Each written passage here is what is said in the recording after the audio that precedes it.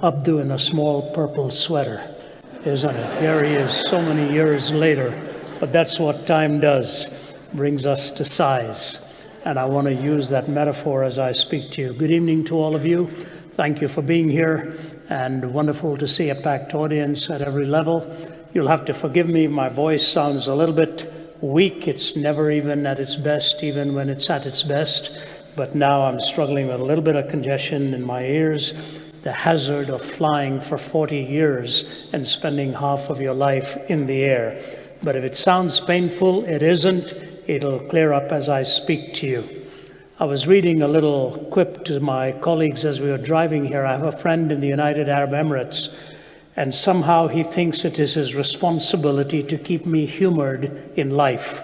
Every second or third day he sends me some funny story, at least ones that he thinks are funny.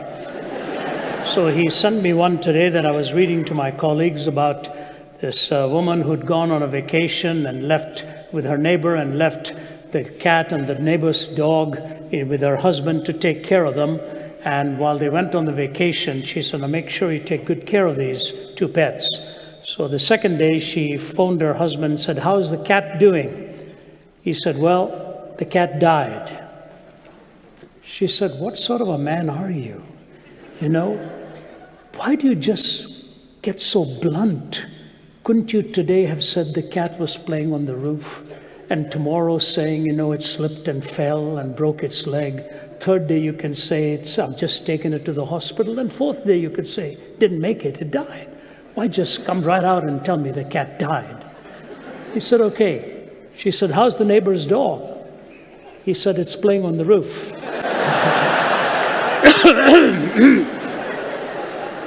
Well, if you're a dog or a cat lover, you wouldn't appreciate it, but the point is well taken. And as we speak to you on a subject like this, you have a couple of options. You can cut to the chase, you can come right out and try to give your answers, or you can angle into it and make it softer to the reception. I'm going to cut a little bit to the chase because our time is limited, and then during the time of Q&A, you'll be having an opportunity to present your questions. It's a delight to be back here. I was here in 2003 at the university, and what a fond memory I had then. It was with William Lane Craig. He and I were classmates in philosophy in our graduate studies, and we came together to do a couple of open forums, but that was when I had more foliage on the roof, and now gradually it's been disappearing. Viktor Frankl, after his third presence at Auschwitz, said this: "If we present man with a concept of man which is not true, we may well corrupt him when we present him as an automation of reflexes, as a mind machine, as a bundle of instincts, as a pawn of drives and reactions, as a mere product of instinct, heredity, and environment. We then feed the nihilism to which modern man is in any case prone. I became acquainted with the last stage of corruption in my second concentration camp, Auschwitz. The gas chambers of Auschwitz were the ultimate consequence of the theory that man is nothing but the product of heredity and environment, or as the Nazis like to say, of blood and soil. I am absolutely convinced that the gas chambers of Auschwitz, Treblinka, and Majdanek were ultimately prepared not in some Ministry of Defense or other in Berlin, rather at the desks and in the lecture halls of nihilistic scientists and philosophers." I misspoke in the beginning by talking about the third time he was there. It was after his second visit in Auschwitz. And I want to present to you tonight a talk on what it means to be human, and present to you what I think the biblical answer would be to that question. But before I move into the heart of that, I want to read for you two other statements. What an honor it is to be standing behind this lectern here where Dr. King himself had the honor of speaking once, and for me to have this privilege of giving you this talk. In 1964, when he received the Nobel Prize, one of the stanzas in his acceptance speech said this: "I accept this award today with an abiding faith in America and an audacious faith in the future of mankind. I refuse to accept despair as the final response to the ambiguities of history. I refuse to accept the idea that the isness of man's present nature makes him morally incapable of reaching up for the eternal oughtness that forever confronts him. I refuse to accept the idea that man is mere flotsam and jetsam in a river of life, unable to influence the unfolding events which surround him. I refuse to accept the view that mankind is so tragically bound to the starless midnight of racism and war that the bright daybreak of peace and brotherhood could never become a reality. I believe that unarmed truth and unconditional love will have the final word in reality. I refuse to believe that man is mere flotsam and jetsam in a river of life. I refuse to believe that we are so tragically bound to the starless midnight of racism and war that the bright daybreak of peace and brotherhood can never become a reality. I believe that unarmed truth and unconditional love will have the final word in reality. I often have thought, in fact, I ponder many times when I'm crisscrossing the globe and see some other tragedies, and I sit back and think of the great men and women on whose shoulders we stand, whether it be the likes of Gandhi or the likes of Dr. King himself, many others who have fought so hard for preserving dignity and civility, even in the intensity of things that really divide us. What would Dr. King have said looking at the vitriol in our time? I recall speaking last year this very month to a group of journalists in Washington. And a woman came up to me afterwards and said, I have spent 30 years in the State Department. 30 years. She said, I have never seen the mood so toxic as it is now. She said, Ravi, it's unbelievable all that has happened in just a few years and in one generation, when the mood is so toxic.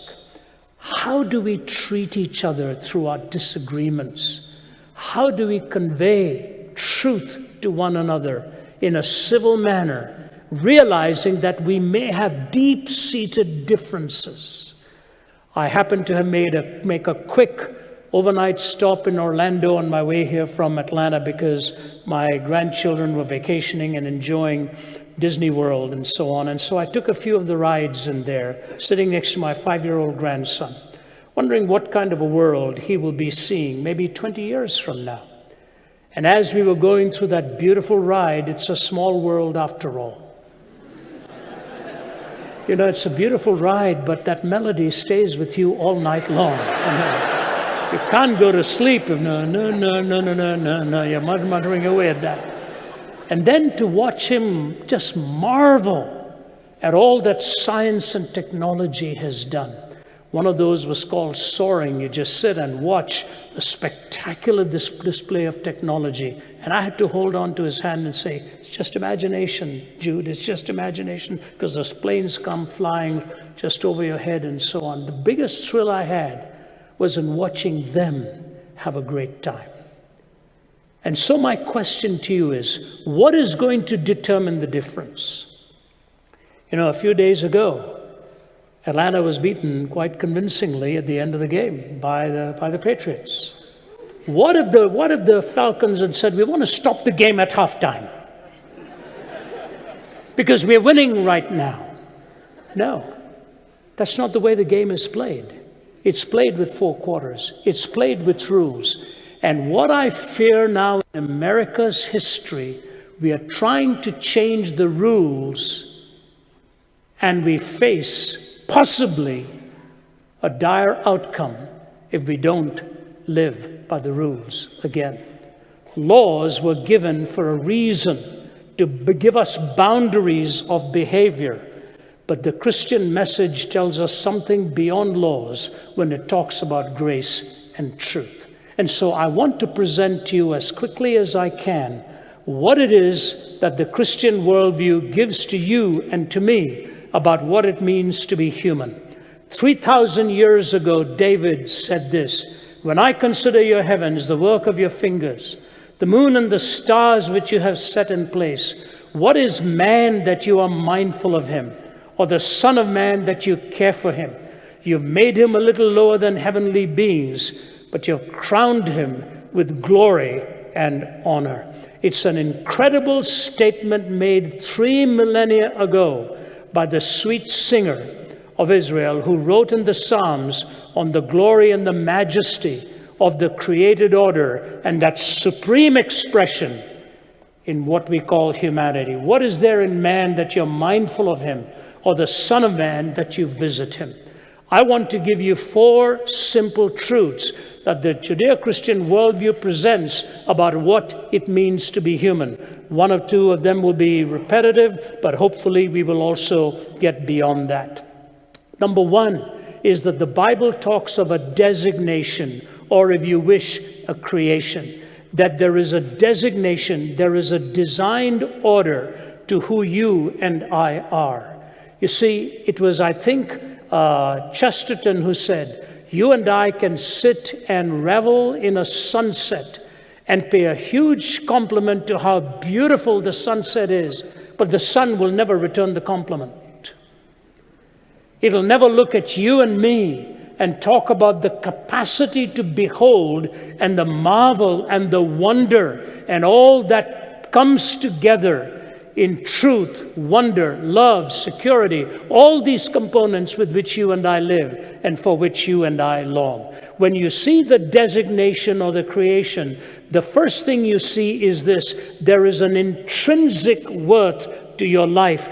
That worth is not given by the United Nations. It's not given by the state. It's not given by the government. It's given by the very designated and created order that you and I have not extrinsic worth, but intrinsic worth. Hence the difference in cultures today, where some nations actually believe that the value of an individual is conveyed by those who are in power. That's not what the Bible reminds you and me. It reminds us that we are made with such essential worth, intrinsic worth. There are 2 extraordinary conversations that Jesus had, which points this out.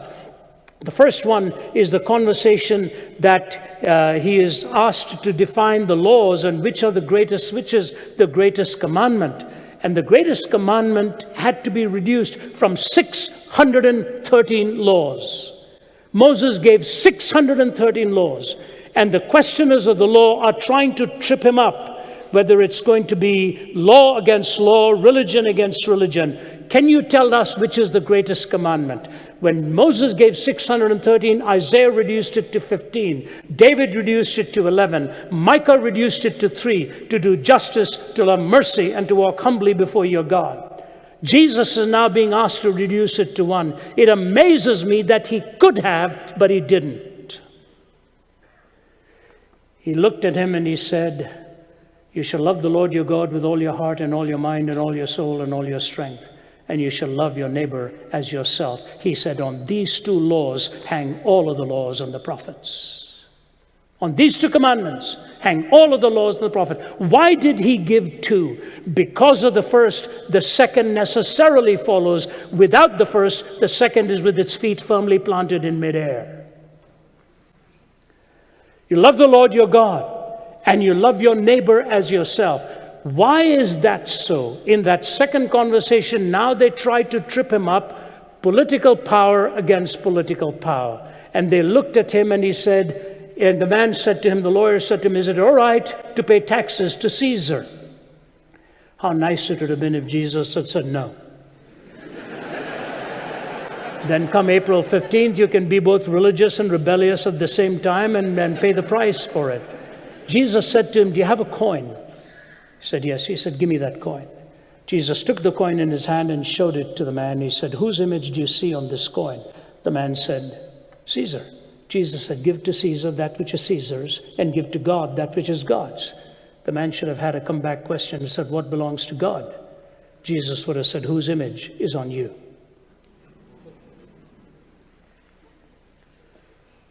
That trip-up question failed because they saw what Jesus actually said, even with his antagonist. You are made imago Dei. No other worldview gives you this compliment. You are not God. No, you are not the devil either. There's a Hindi song that anybody Hindi speaking here says, "Na main Bhagwan hu, na main shaitan hu, duniya jo chaho samjhe, main to insan hu." I'm not God, I'm not the devil. You can choose what you want. I am a human being. Song says it. You're not God. Neither are you Satan. You're a human being. Well, the Bible tells us what it means to be human. There is intrinsic worth. I remember being in Chiang Mai in Thailand some years ago. I was visiting a house for those who had contracted Down syndrome at birth, and my daughter had gone to see if we could do a project out there. There was a little boy there called T-U, and he was doing some paintings. If anybody else had done it, you wouldn't take a second look at it. But he's doing some paintings. And there he was working away with the brush. And you know what the teacher told me? I forget, it happened some years ago, something like this was his 11th or 13th painting. And people come from all over the world and they buy Tu's painting. You see, he knew that his mother had taken care of him, put him in this home, came to visit him every day, brought him his lunch, did all kinds of things. And when the first painting sold for a hefty amount of money, he took that money in a bag and gave it to his mother and said, "Without you, I would not have made it."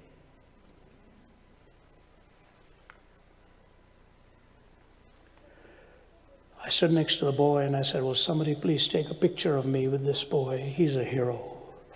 His heart knew value and what it meant to have intrinsic worth from another human being.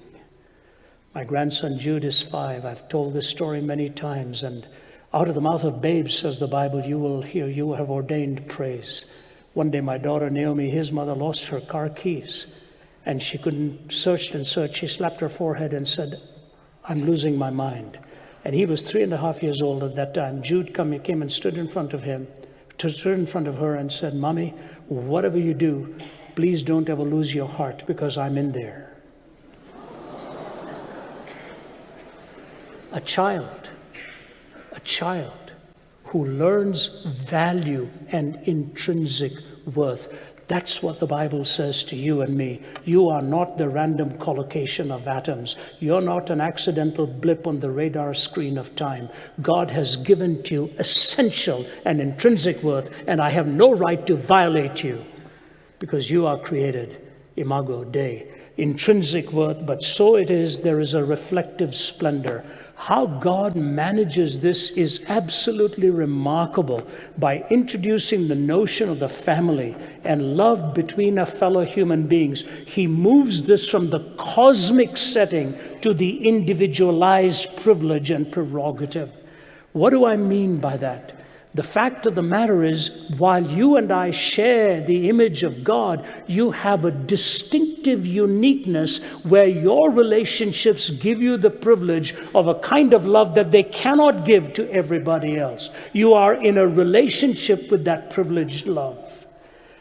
I remember some years ago, my son who went to Taylor University in Upland, Indiana, some years ago, there was a terrible accident on a Sunday night with students coming back from the weekend, and an 18-wheeler or something crossed the median and smashed into this van where many of the students were, and all of them were killed, I believe, except for one.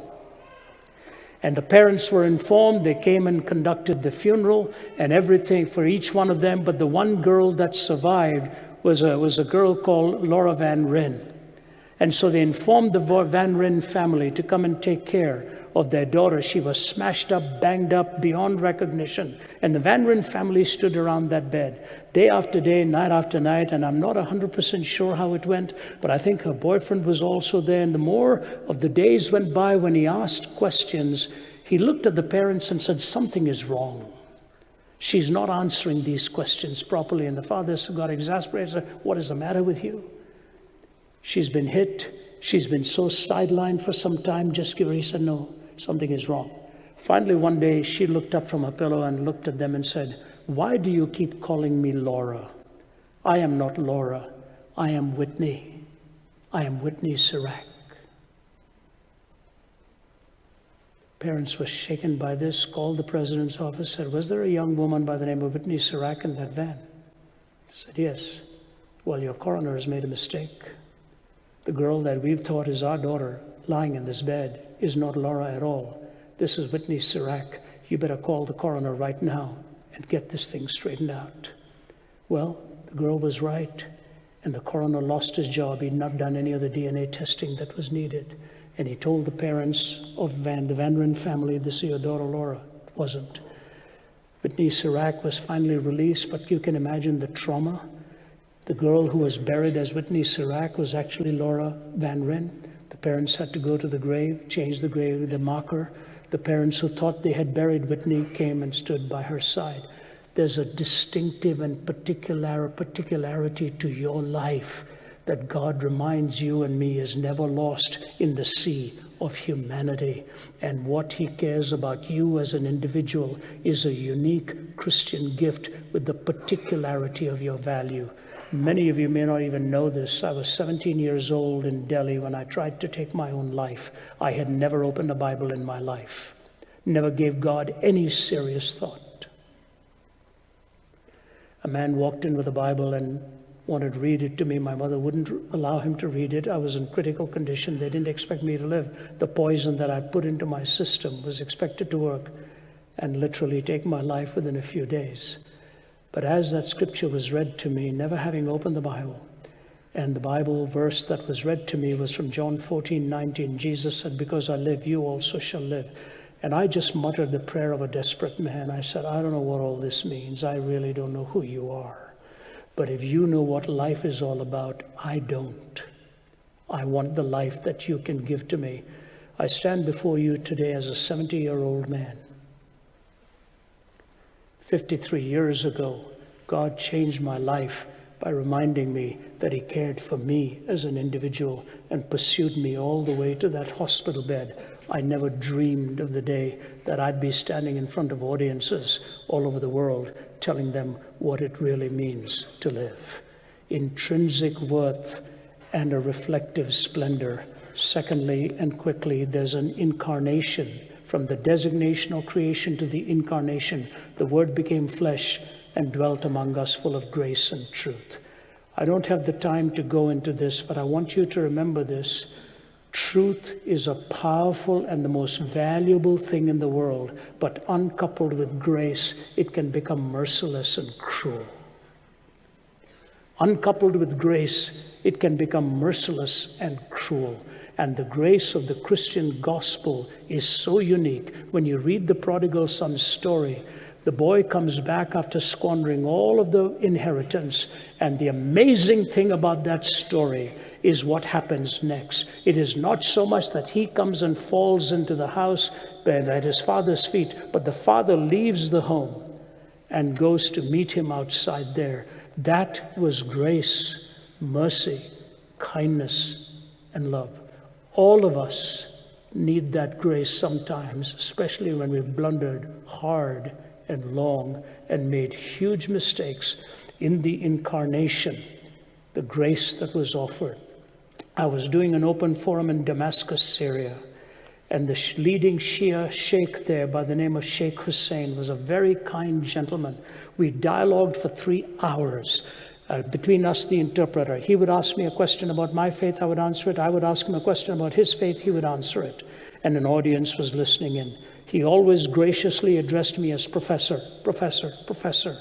In the last moment when it all was coming to an end, he totally surprised me when he looked at me and he said, Professor, I think I have to say something to you. It's time for us to stop asking if Jesus died on the cross and to start asking why. From the Shia cleric, Sheikh Hussein in Damascus, the leading Shiite. I said, sir, do I have your permission to quote you? He said, yes. He said, it's something we need to think about. And that's why the hymn writer says, what language shall I borrow to thank you, dearest friend, for this thy dying sorrow, thy pity without end? O make me thine forever, and should I fainting be, Lord, let me never, never outlive my love for thee.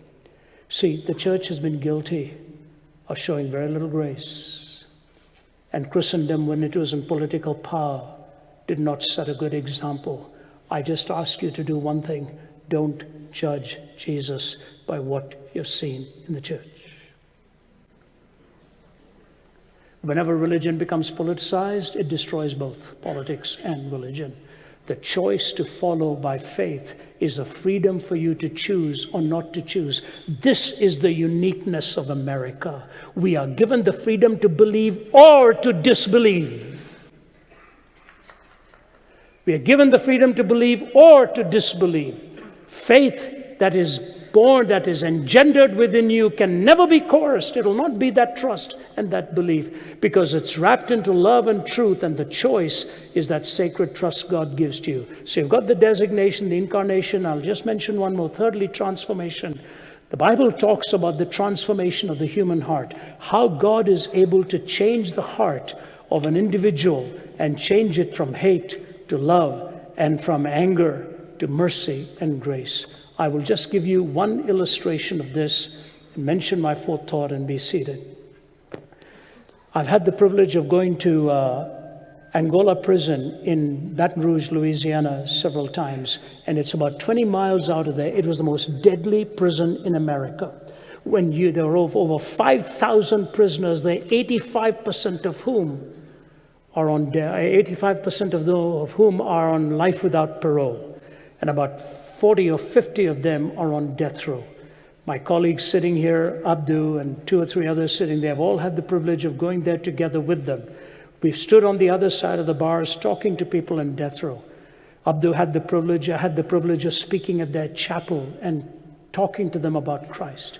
The chaplain who came there some years ago with the girth of a southern sheriff, ample walk, walked in there and he said, I can change this prison. It was the bloodiest prison, as I said. When you checked in, they gave you a knife to defend yourself. When he became the warden, there was blood on the carpets, blood on the ceiling, blood on the walls. He said, allow me to do this my way, please. He put Bibles in every cell. He held chapel every day, opened a theological seminary in there for them to be able to get a degree, and began to work with them in ways that would give them the truth about Christ's love for them, and they were free to come to chapel if they wanted to or not. The place became packed. The first time I spoke there, I saw the prisoners leading in worship. It was amazing. None of them are allowed to leave those confines. At the end of it, one of the men who was leading in worship looked to me like a man in his 30s. I said to him, will you allow me to ask you a pretty blunt question? He said, sure. I said, are you here on life without parole? He said, yes, sir. I said, so you'll never get out of here? He said, no, sir. I said, you see the dogs out there? They'll follow you within minutes of you leaving out here. We are 20 miles away from the nearest road. I said, how does it feel? He said, Mr. Zacharias, I want to tell you something. If you knew what I did and why I am here, you would never ask me that question that way. Sir, for the first time in my life, I am free, because out here I found Jesus Christ who changed my heart, and I'm delighted to spend the rest of my life behind these prison bars because of the freedom that I now have inside me. He said, pray for my parents. They think they are free when they are really in chains. Amazing. The prisoners cooked for us. The prisoners gave us our meal. When we stood in line to get that, I looked at the guy next to me, the prisoner. I said, why don't you go first? He said, hey, man, I'm not going anywhere. You go and get it yourself. Some of them are doing their PhDs behind prison. One of them doing his dissertation on Augustine, another on Calvin, and they were talking in such incredible terms. God changes the heart and your hungers and your desires. And so we've got the designation, we've got the incarnation, we've got the transformation, and finally the consummation. The resurrection of the dead from the dead by Jesus Christ redefined everything about you and me and history. After the brutal Second World War, Billy Graham was in Germany and he was visiting Konrad Adenauer. And Dr. Graham says, Konrad Adenauer, looking out of the window at all of the desert destruction, turned back from the window and says, Mr. Graham, I have a question for you. You're preaching all over the world. More people have heard you than anybody else. Do you truly believe Jesus Christ rose again from the dead? Do you really believe that?